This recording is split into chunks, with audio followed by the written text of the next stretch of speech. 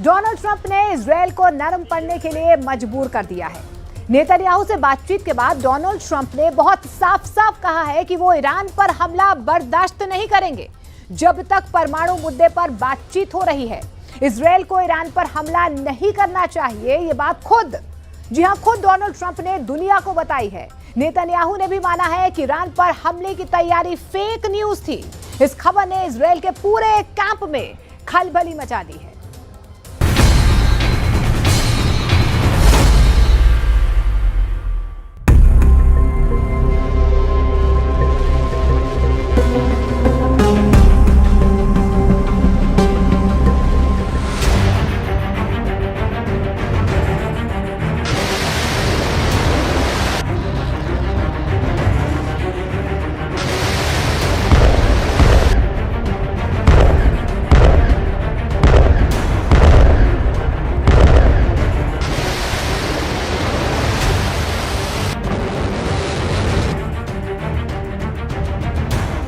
सिर्फ 24 घंटे में वक्त बदल गया, जज्बात बदल गए।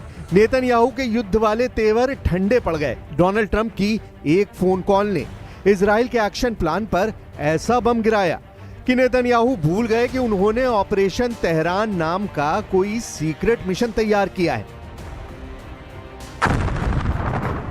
ट्रंप और नेतन्याहू की फोन पर हुई बहस ने इजराइल की मिलिट्री लीडरशिप में कोहराम मचा दिया है। नेतन्याहू आखिर ट्रंप से क्यों बोले वो ईरान पर हमला नहीं करेंगे? क्या ईरान से डर गया है इजराइल?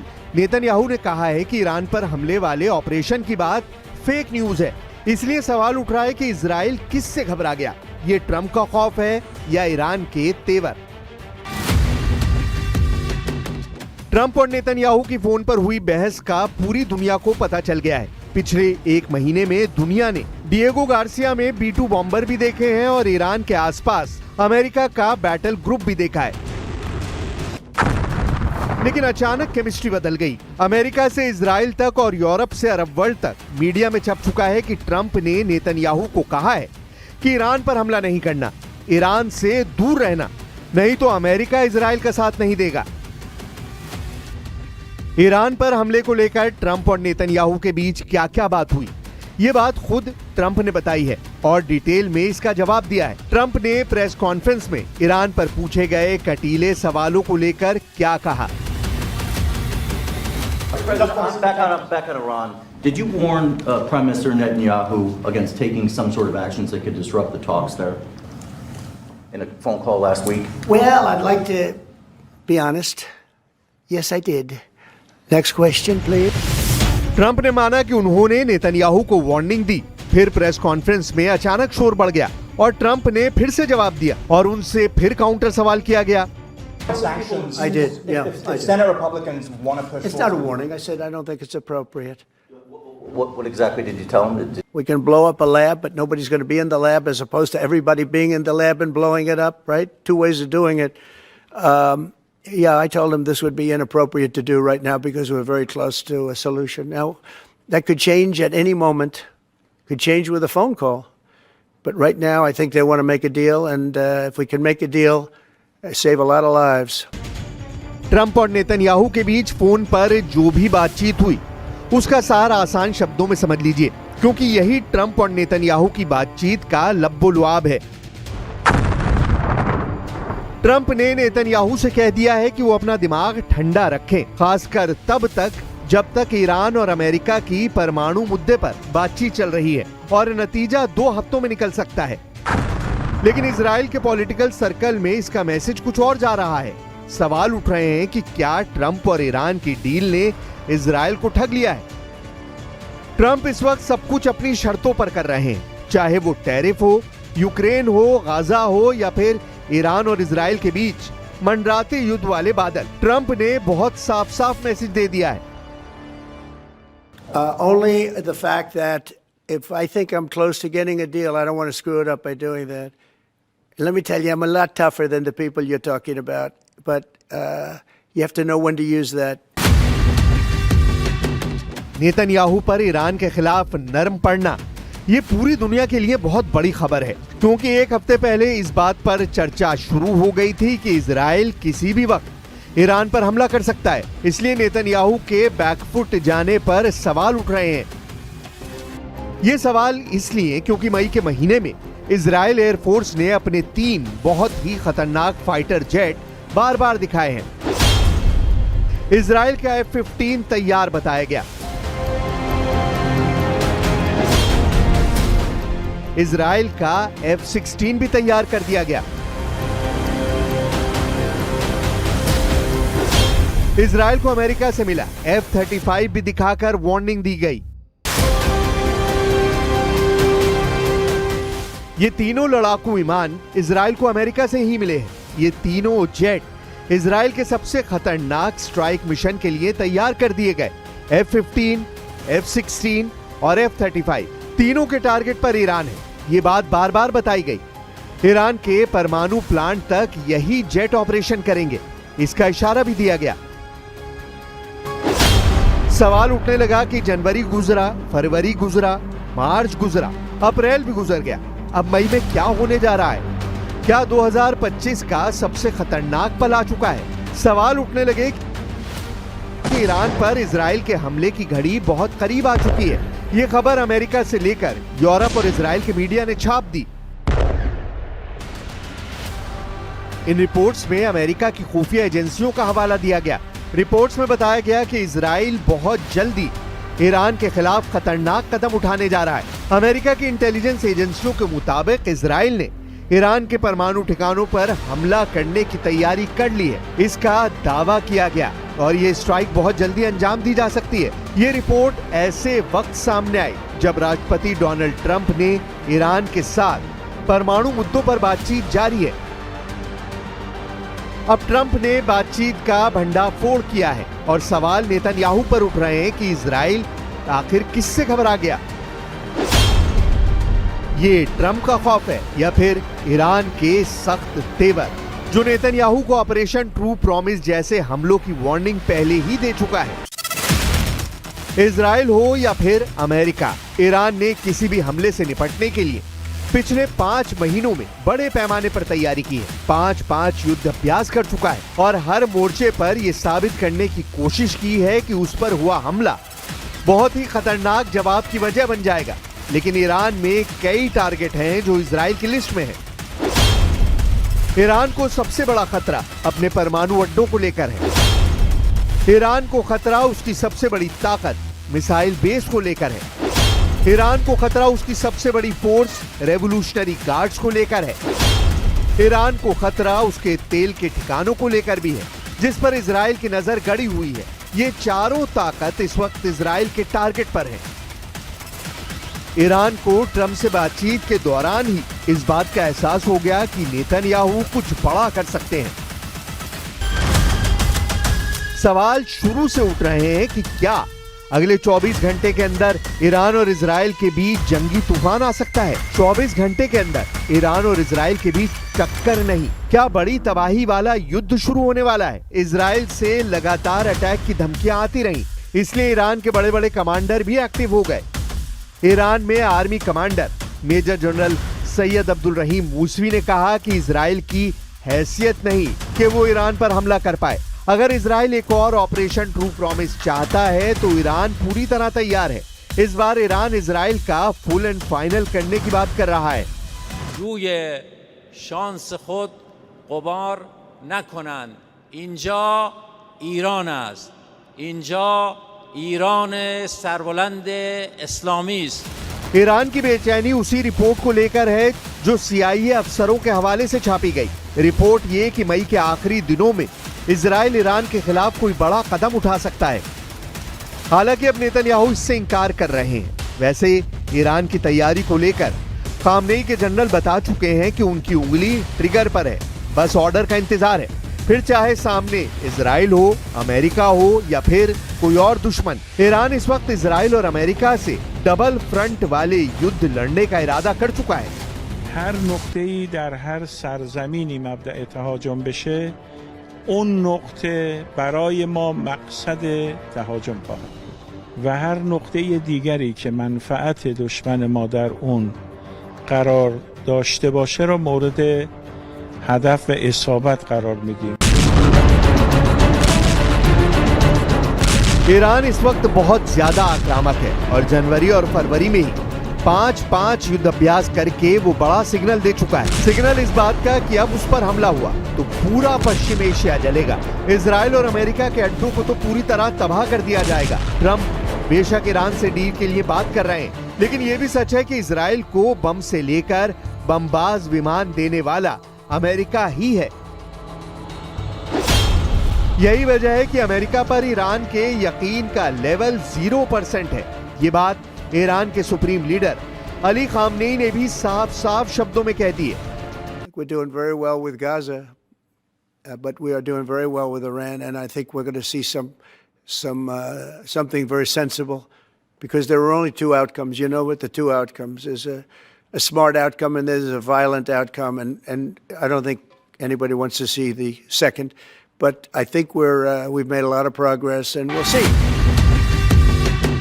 ट्रंप की वार्निंग के बाद इजराइल बैकफुट पर है, लेकिन ईरान चौकन्ना है। खामनेई और उनके तमाम कमांडर इजराइल के सीक्रेट ऑपरेशन अंजाम देने वाली रणनीति से बहुत अच्छी तरह वाकिफ है। इसलिए ट्रंप अभी जो भी कहें, नेतन्याहू चाहे नरम दिखें, लेकिन ईरान के सामने उनका परमाणु कार्यक्रम है जिसको वो हर हाल में बचाना चाहते हैं, फिर चाहे वो बातचीत से हो या फिर इजराइल की स्ट्राइक का जवाब देकर। रूस ने एटमी हमला करने वाली ओरेश्निक मिसाइल को बेलारूस में तैनात करना शुरू कर दिया है। इससे पूरे यूरोप में हड़कंप मच गया है। उधर यूक्रेन और रूस के बीच शांति वार्ता को लेकर सस्पेंस बढ़ता जा रहा है।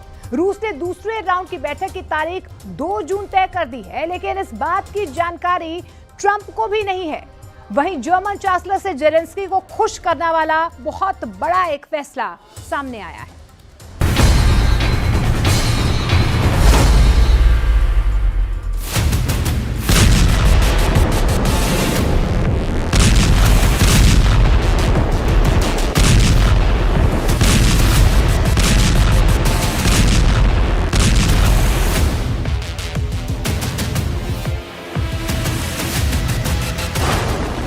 पुतिन ने फिर से युद्ध को खौफनाक मोड़ पर पहुंचा दिया है।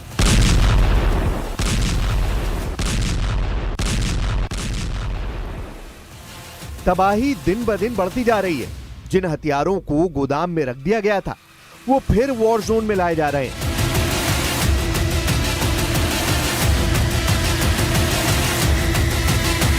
बैलिस्टिक और क्रूज मिसाइलें यूक्रेन में फटने लगी हैं। मिसाइलों की आग से यूक्रेन जलने लगा है।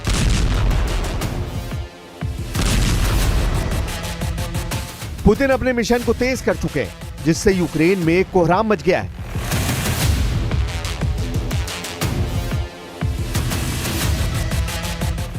ड्रोन हमलों से रूस ने यूक्रेन के सूमे को दहला दिया है।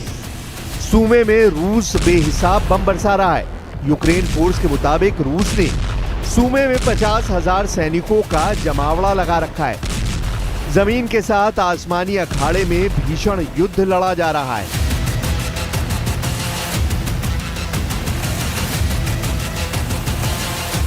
यूक्रेन ने भी पलटवार तेज करते हुए रूस में घुसकर अंधाधुंध ड्रोन की बौछार शुरू कर दी है।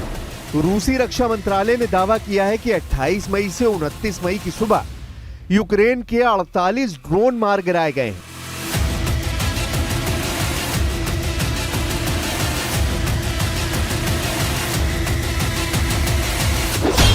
रूस के एयर डिफेंस ने बेलग्राद में 30 ड्रोन, ओरेल ओब्लास्ट में 4 फाइटर ड्रोन, रियाजन ओब्लास्ट में 4 ड्रोन, क्राइमिया में 4 ड्रोन, मॉस्को में 3 ड्रोन, ब्रांस्क में 2 ड्रोन, टेम्बोव में 1 ड्रोन को हवा में तबाह कर दिया है। 29 मई की सुबह यूक्रेन के ड्रोन हमलों से मॉस्को में जोरदार धमाके सुनाई दिए। मॉस्को के मेयर ने ड्रोन अटैक के बीच वनुकोवो हवाई अड्डे पर आवाजाही बंद करवा दी।